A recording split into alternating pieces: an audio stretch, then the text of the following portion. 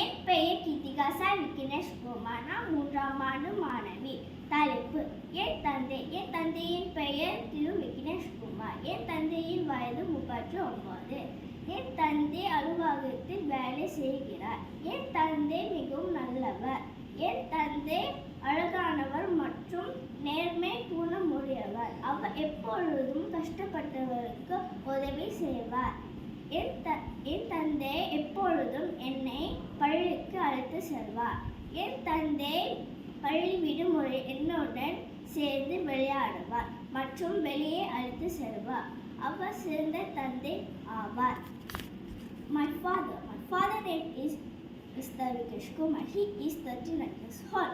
He is an engineer. He is very kind. He is very handsome and honest.